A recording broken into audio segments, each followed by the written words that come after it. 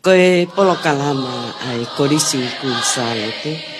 Whatahai ai korisi lolotonga, pea mo korisi tutuku.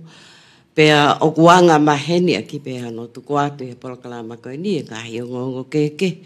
Whelawe i mga i whatongia o e ako angani. Tau kamata ake e polo kalama halotu, tau ke tā unga tea kata. Mau whanonga ia e ngahi aho koen koe ngahi aho ia o te waki atu ke mau whamanatu ai pekia koe mea o whafungani ai awhiona ke tek mau tolu koe whaki ho alo ke pekia ko hiko mau tolu ai kakai anga hala. Pea koe mau whawheta ia i he kamatanga polo kalama koeni mau hao mui lau maari e ko ia o e whaki mo ui. O e tukuatu a hoto ki tā ko hui ko e ngā ue ai ke whakahauwhi ai mamani koeni o hange ko ia na e whai e a Fiona. Maulot pe ke hifo mai ho lau maarie, tatake prokalama koeni, ako tutuku e koris Queen Salo te kau mai koris lolo tonga. Ke wana hiki mau whalala ki ha whaahinga mea mau wivi, pe kua mau poto pe tau kei, ka ke mau whai e mau ngā ue i e lau maalie, o e whak mo ui, o e kalu se whai, ko hui ko le lei whakalu fua o mau ki whonuan. O pehe e mau lotu, o whai e huafa o aloko sisu, ka ko mau whamo ui e meni. Amen. Mau kole ke mau hūwhanga tu pehe ngai whaetapu wanga maheni o kutuku atu me whaleni, pea pehe e kihe polo kalamani. Talangata ia te kita whai ki tua mama, pea pui ange he, ko ngahi whatongia mo ngawha o e kolisi, o ku mau i heni ai.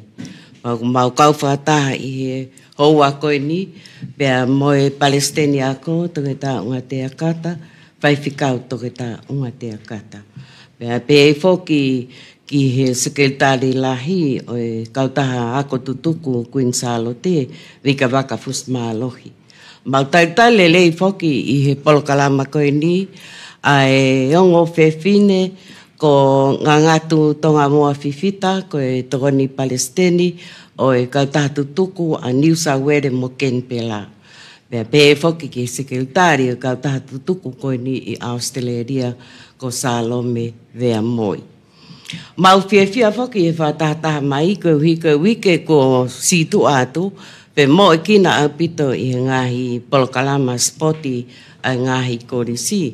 Kau geai ai ngahi ka veinga mamafa o ko hinga ai e mau whataha mai he whiawhi koe ni ke mau tukuata ngai whamatala.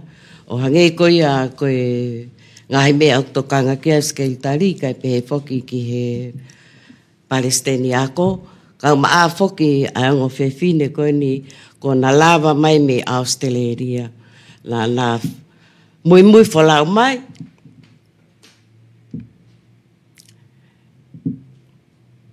I he toko taha ko ana kawa na mau whalau ki Australia. Pea na e tō tāwai.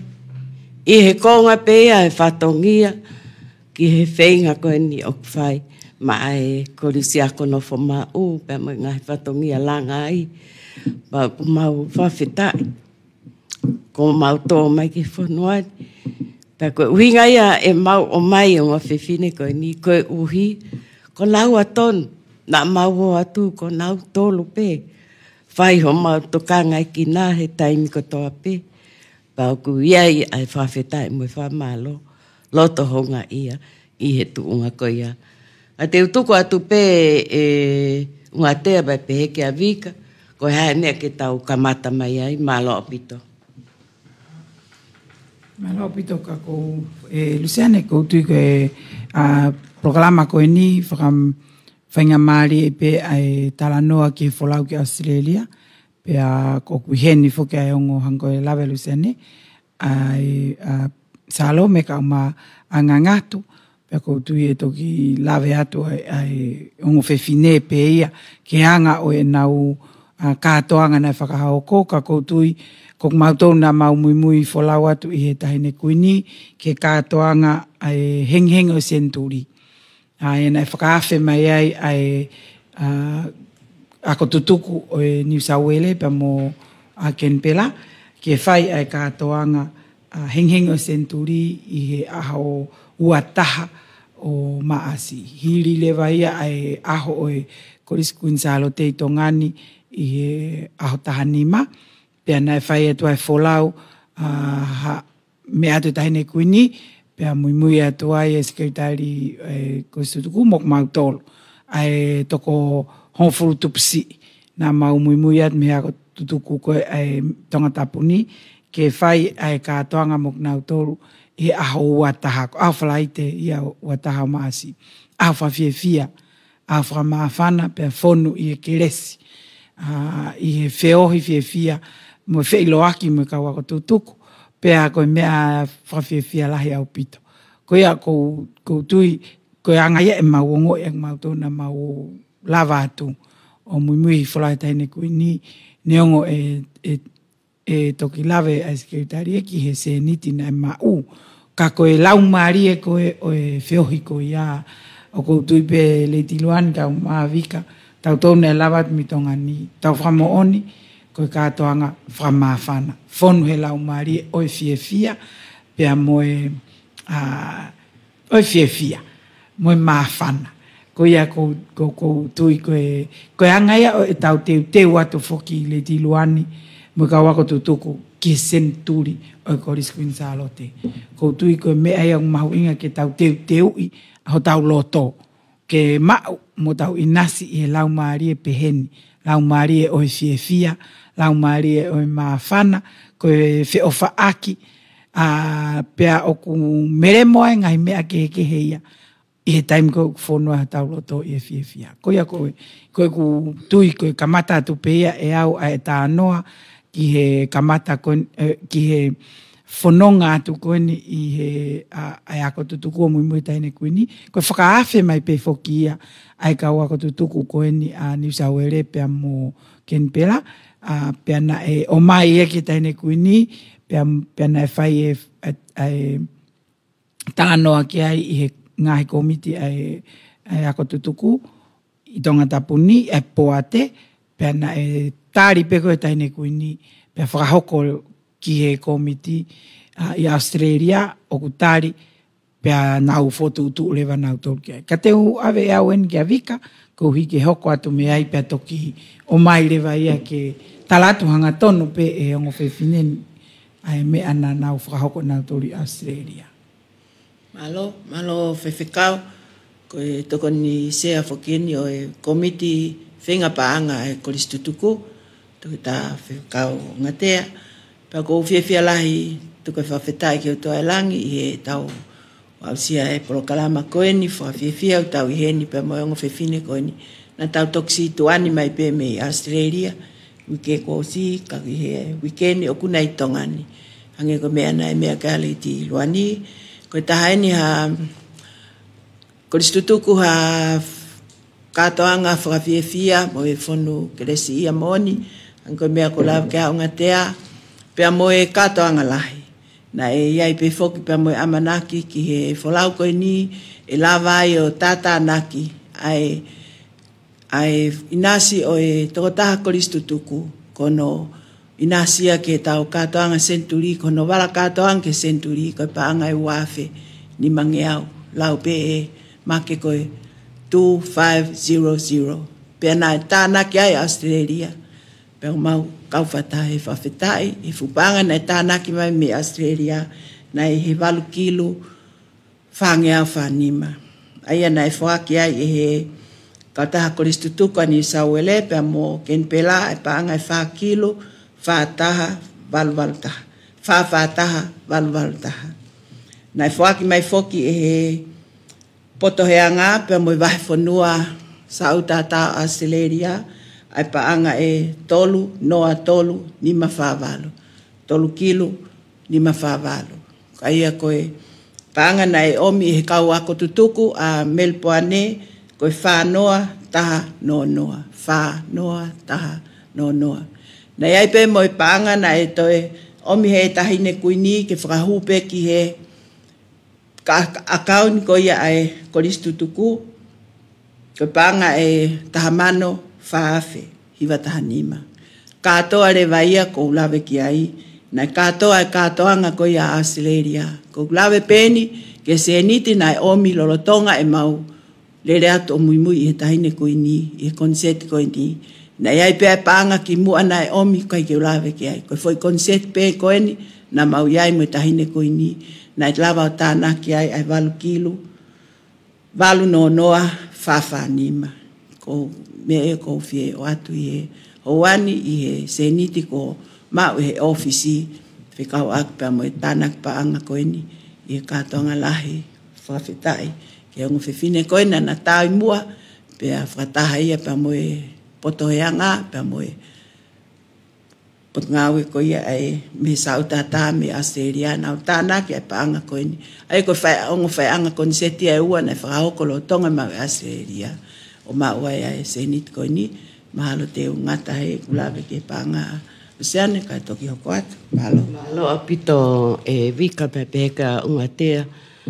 Pea oku mea i kotoa pe e kau polau ai tu unga na tau iai Australia.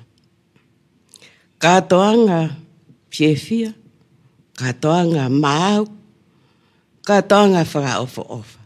Koe tupu pea mehe. Tau anga e kau koristo tuku. O hange koe ngo whewhine koe ni uktau hene houa koe ni. Ai mai mua ha mo lawe ke ngahi teu na mo whakahoko malo apito.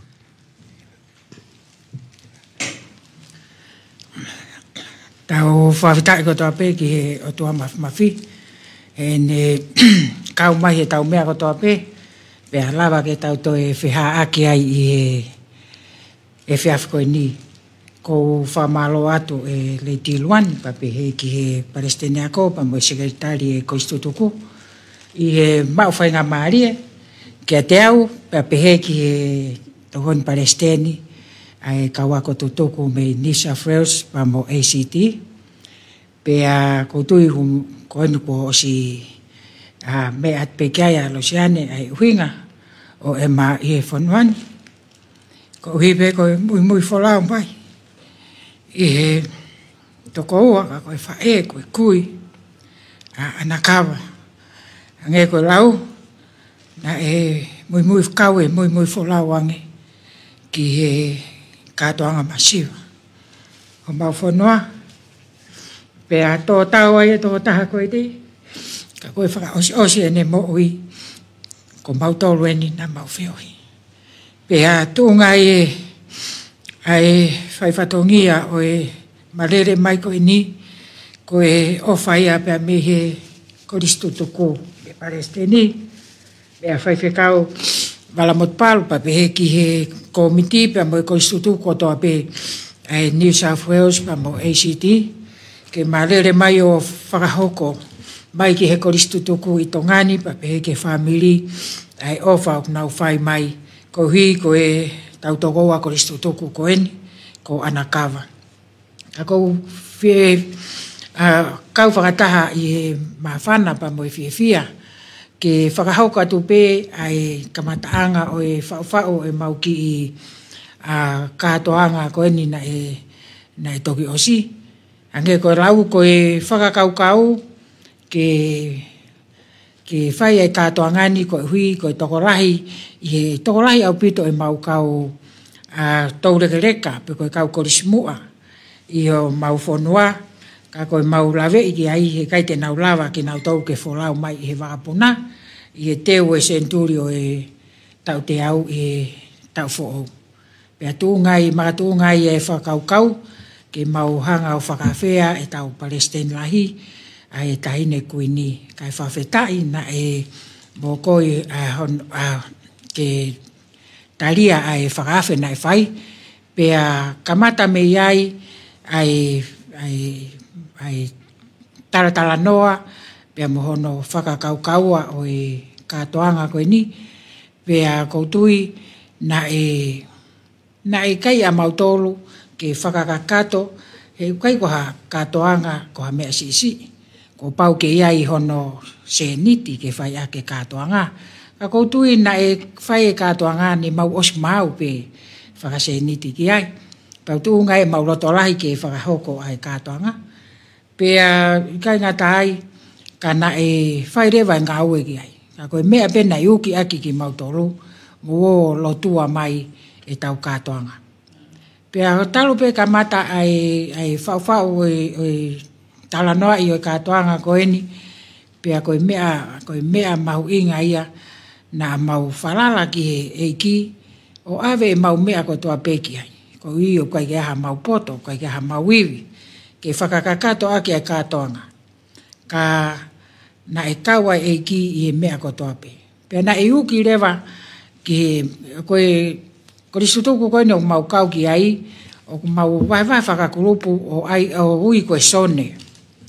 Pea koe sone koe na mau kau ki ai, koe sone e taha nima. Aia koe sone e taha whaa pa me New South Wales, pea koe sone e taha pa me Canberra, me Kolomua, koe sone ia e tahine Princesi. Pea koutui na e takitaha whikau pe, a wai pe e kau taki sone, pea kore pe ke mo o whakalotolahi o mo kau koristutuku i o mo whanki sone, ko hui ke tātānaki me iai ai se niti o e wala koe ni o senturi. E koe huinga ia o e katoanga, ke tānaki ai pa mo e se niti, ko hui ke aonga ai mea ange ai Palestini lahi, ai taine kuini, pa peheka re ti luani pa mo e kau mui wholau. Pakoutui na mau ngau e kotoa peki ai, pea mo e ave peki he e ki, pea alu pe ai taimi mo toi ofi koe ke katoanga, mo e toi toko lahi ange ai fie kau mai. Pea koutui ko tau tonga ia, e tau mahu inga ia, ko uhi koe mea ange ai tahine kuini.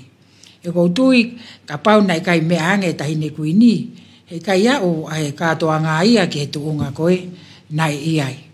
Ka ko tau kakai, ko si kakai lau noa eiki. Pea ofi pe katoanga, mo e toi toko lahi ange. Ka nai whakamanatu pe ka nau tolu. Ko e ofi koe katoanga, kai ka tahaya ke toi huu ke sone, ka pau he kai ke mau mai hovala. Pa koutui na e whai e ngā ue lahi ki ai, pea mono huki. Pa koutui pea mo e tau kau koristu tuku, pe koe hae tuunga o kunau iai, e nau nofo, ka nai mahu inga ka nau tolu, ke nau hanga o tātānaki mai, e nau se niti koe uhi, koe teo e katoanga. Nai whahinga na e kai mau whaanga taha pe, ka nau hanga o tātānaki pe e nau ki koine o kumau ki he nau ngahi sone takaha, pe a whenga iai pe ke au aho nau wala. Pakotui koe mea mahu inga ia i e katoanga, koe ngau e whakataha. E kai lava e komiti pe koe Palestini ke whai ai ngā ue ka koe hui koe ala mai koe ai kau koristu tuku pea koe hui ngā ia ai lava lelei ai ki katoanga masiva na mau whakahoko. Ka koe mea pena mau whakatoka ngā i pe koe hae tu unga ne au kei e mau ki katoanga kana e mau ai loto fia e toko taha ko toa pe na e iai. Ko hi na e taumu ape ngau e au whai. Whai aki pe ho tau lelei taha. Ko ha e tau lelei taha e au ki ai. Pea koutui o kai kaha mea e mama au pea mehe eki. Pea koutui mahalo ko e ki katoanga masivaia na mau te waki pa pehe ki he wholawange ai mui wholawange e tahine ko le ti luani. Pa pehe ki he Palestine ako, Mosketali, pure ako, moe kau koristu tuku, koutui na e mawhana au pito ai whiohi na mau whai, pea me sene i he uike e ua, me uike e ua e nau wholawange.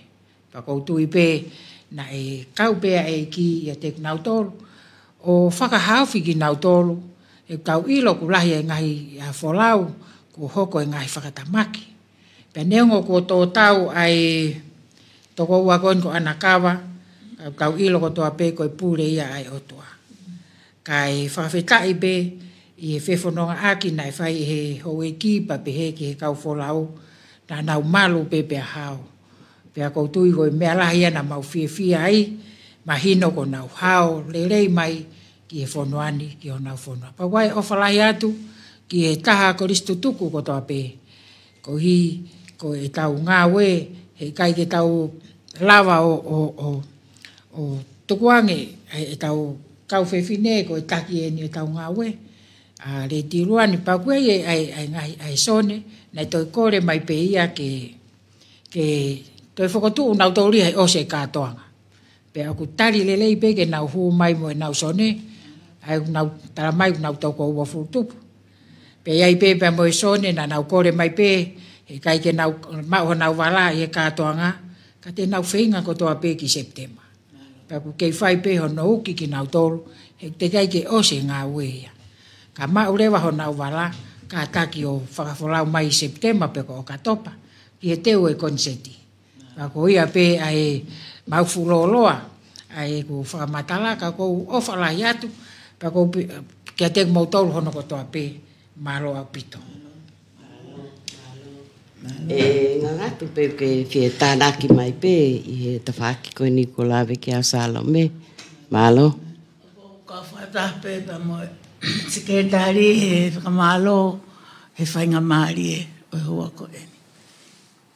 Ko tui ko ngalahi ko whakamatala e sekretari e whakau ake mo te hoe katoanga na mau whai pa me kontineniti.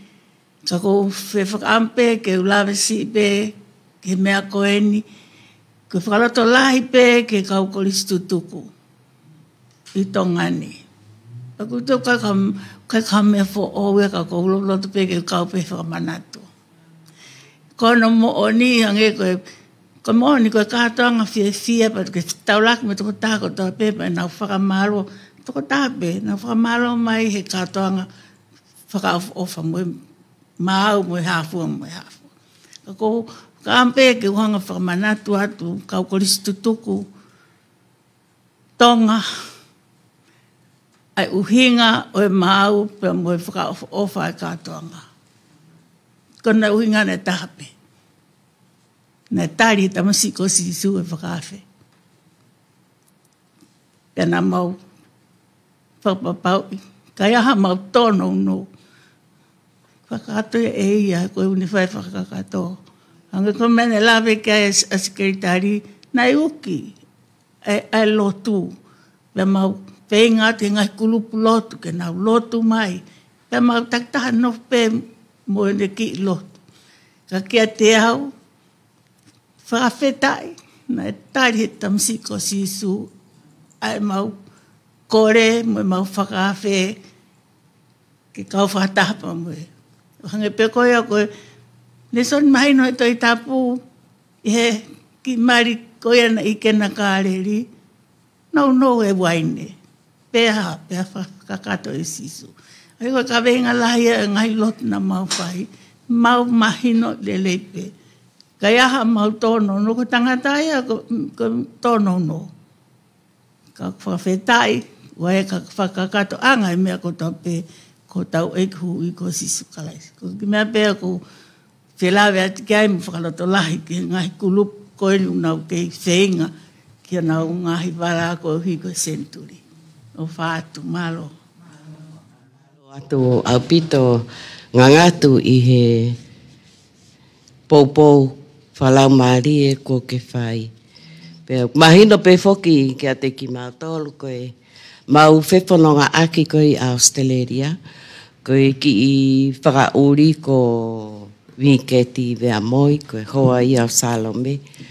Pe oku mau honga ia mau pe i he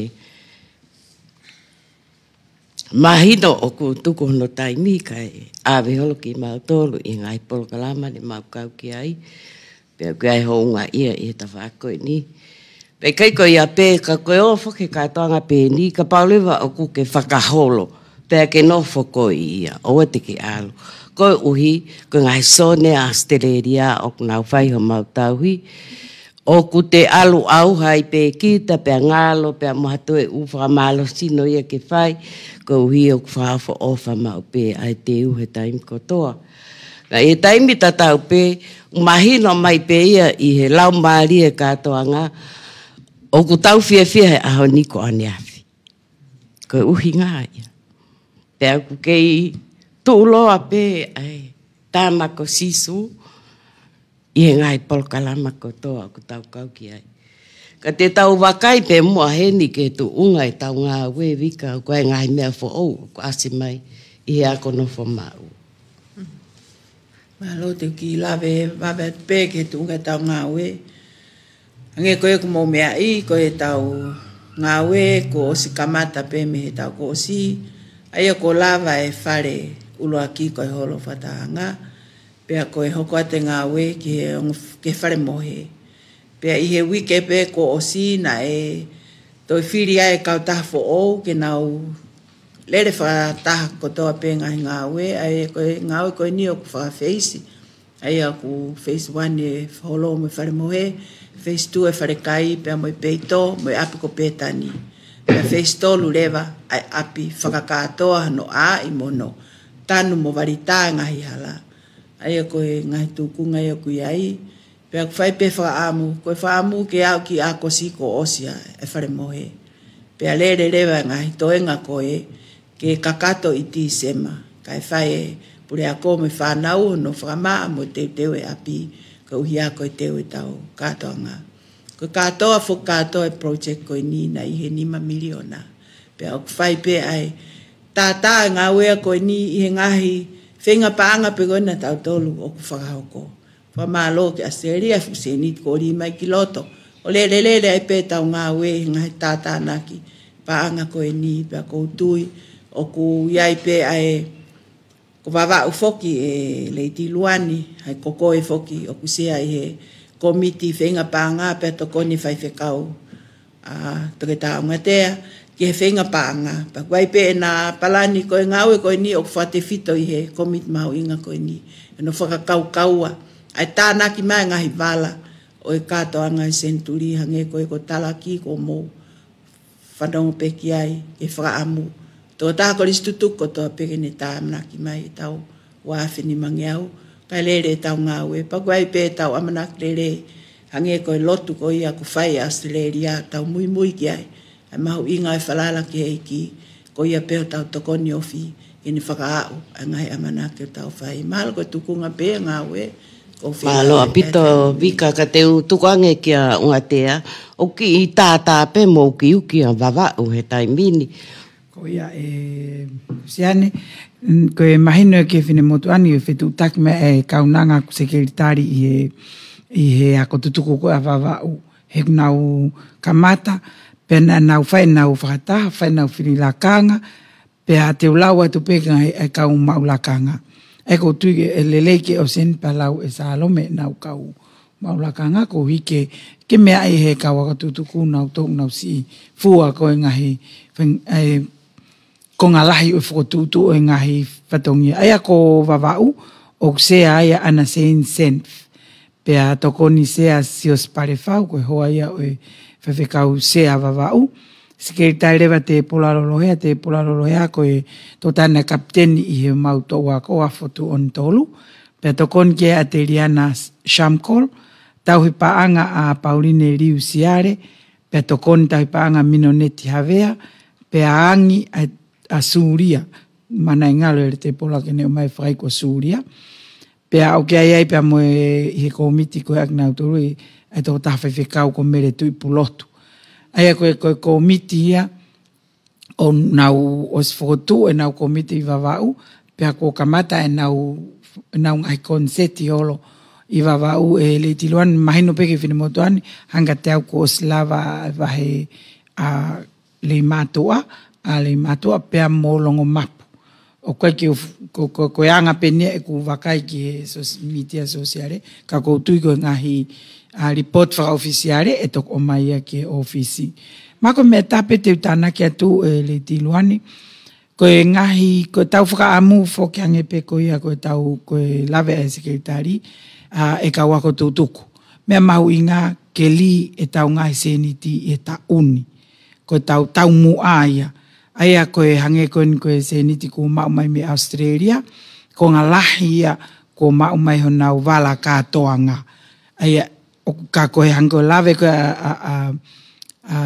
Salome, mantu kia pe ka wako tutuku ia, o kai ka wako tutuku e Brisbane, Queensland, ka wako tutuku I he ngai u feitu keke pe o Australia, o ke mea mai pe ko o te ke a mai a ho wala katoanga ai ku mau sio le ret pe mato o ke tata nak pe ko o fa o ko ki pesi pe fa o ko ki sila i ho moloto fare ko faka amu ke a mai e tau wala katoanga ki tongani fra fua ko fra osia e tau ta fra osi ki fra osinga septema pe ko o katopa e tok mahino ka koyongo mahina ko ya e fai ai fra papa i alo atu ko ni pe ko fra osinga septema pe ko o katopa ko ui ko tau e kau ai tau fram na tau fanongo pe na e fai ak motolo ai ngahi ka toanga heng o centuri i New Zealand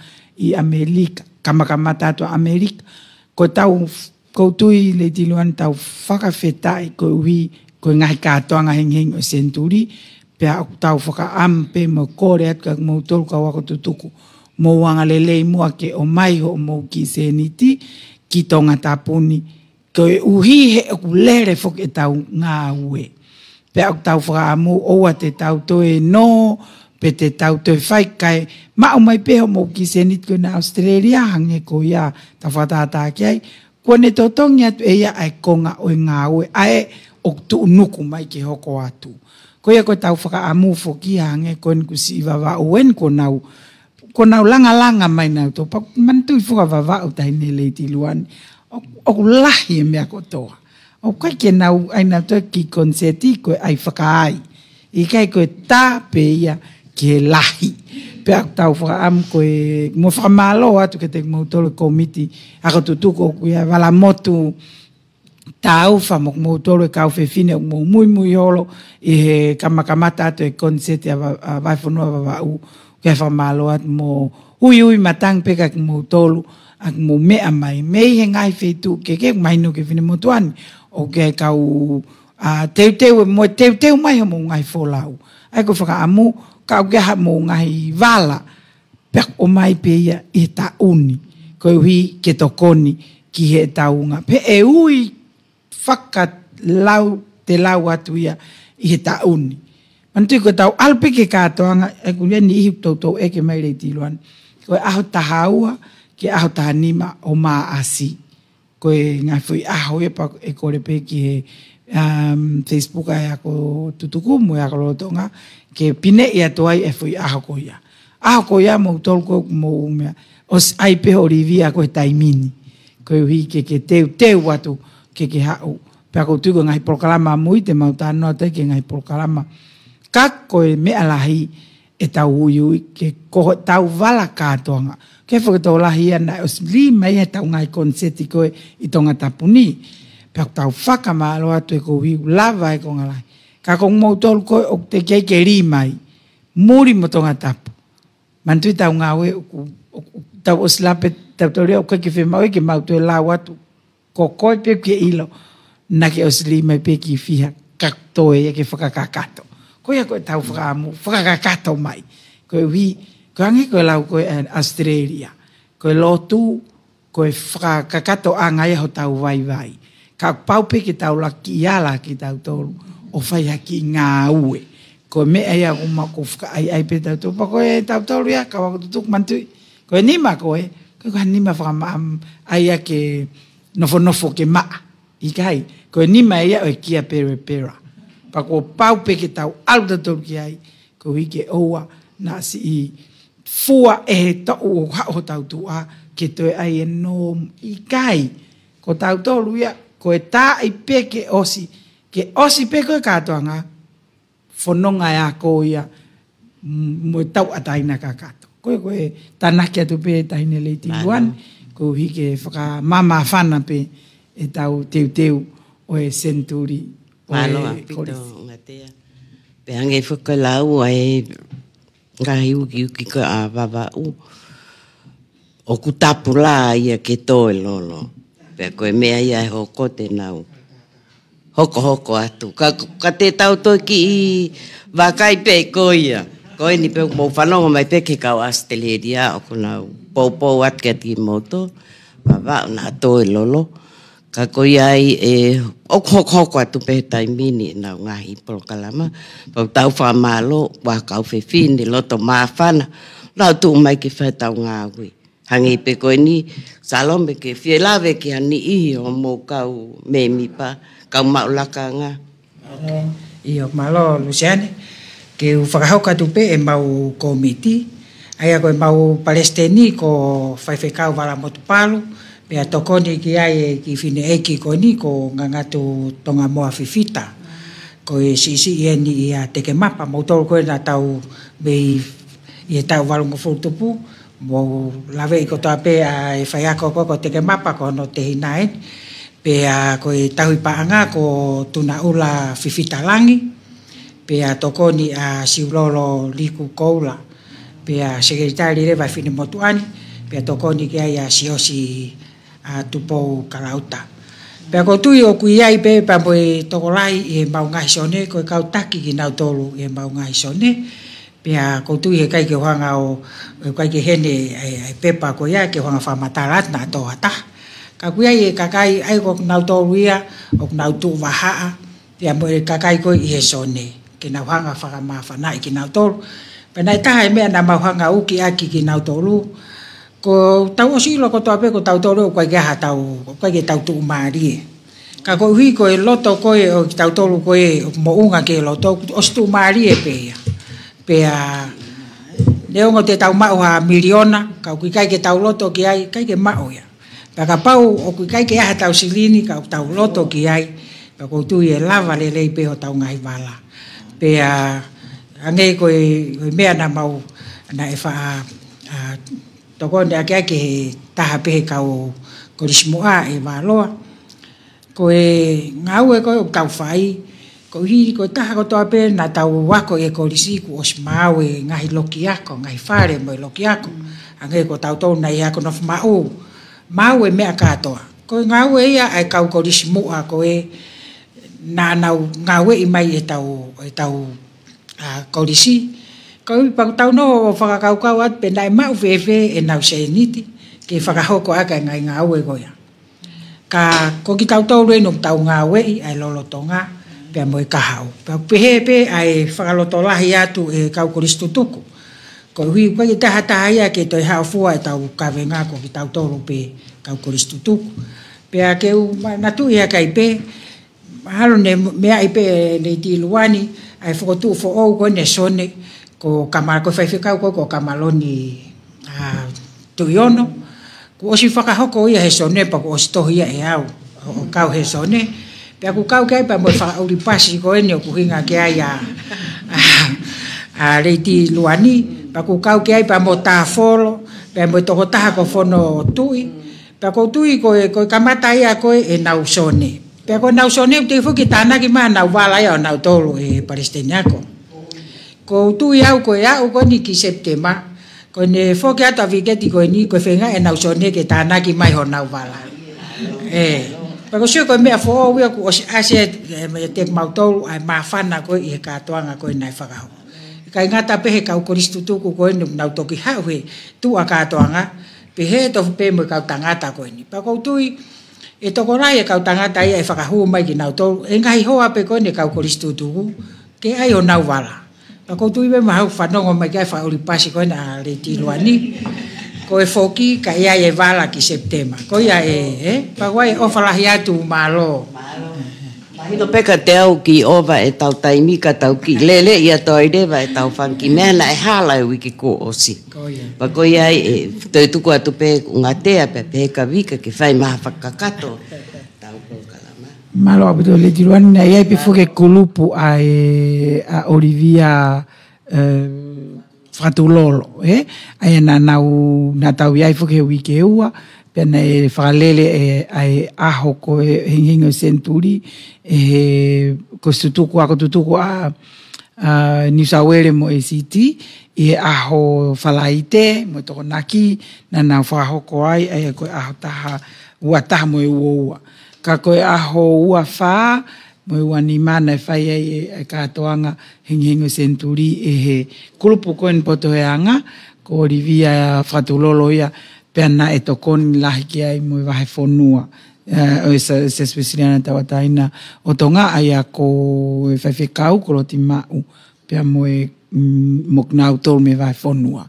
Ko ia ena nau whoaki ai tolu kilu tupu.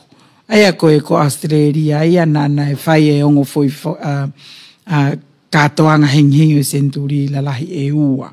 Pako tui ko mea lelei whokpeia i ngahi wheitu o ko wheitu o ku ke kau ki ai e kawako tutuku. Kai ke tau toi ai tau tau pe ku ke whinga ke nofo koe o hange o ku tau i kai. Ko foi klup o ku ke loto vela mawhana ke kau ki ai. Ko mea mahu inga hange ko lave e purako malolo ko mere ana puloka. Ko vala katoanga. Ko tau alka katoanga, whatonga, o paupeke hatau ki vala katoanga. Ko iai kawako tutuku, hange ko mūtolu ko nei muri, pako tau tolu he ni, mahu inga whoke taha, ai tau lava tu kukake hene pure ako, kana e lava tu whoko whai e wiki hono ua o ahi ki Australia, o whakawhainga maari e ke lava ai pe ai ahi ki MLC, Methodist Ladies College New South Wales. Pena koe uihe koe apia koe au tau whengawe aki, i hono whotutu o e waa International Stream, ai a ko mo mea pia ko tutuku whotu ia i he tauni. Pia ko tui koe tau lava ki he taritari koe ki tau tolo MLC kau whewhine. Na tau iai ko toa, koe toi whai katoanga whakawhiewhia lahi ia. Na nau teu lelei ki ai pure ako, iai me nau kau poate, hau moe kau taki o wheitu ko ihange koe meia, moe kau taki koe ki wheitu koe o MLC, na nau iai. Whama whanau pito ai ahi ko ia, pia ko tui i hoku whatongia whapasteni ako, koe ngahi mea whokia tau whakaamu, ke tokoni mai a ngahi ako i muri, ke tau lava ai o hena e lava ange e ongo tokoni pure mo e whai ako taki o International Stream. Nau mamata tonu i e ako, i e apiako koe niko apiako whokia o ako pekia e kautu maari e. Whamano tupu e totongi ako ia ki e tau. Pea oku ke tau whengawe aki mo i ngahi ako koe, ki ha tau paanga, ka unau fiefia, ke tokoni ke tau tolu whakangāue, ako ngāue tau kau whai ako, pea ikai ke ngatai lava tau tolu o sio, ki heng tūkunga o e ako, aia ke tau lava o unu atu ki ai. Heke ke tau pehe tau tatau, ka o tau lava mahino, koe tūkunga ko e, te tau lava ki unu atu ke ofi ki ai.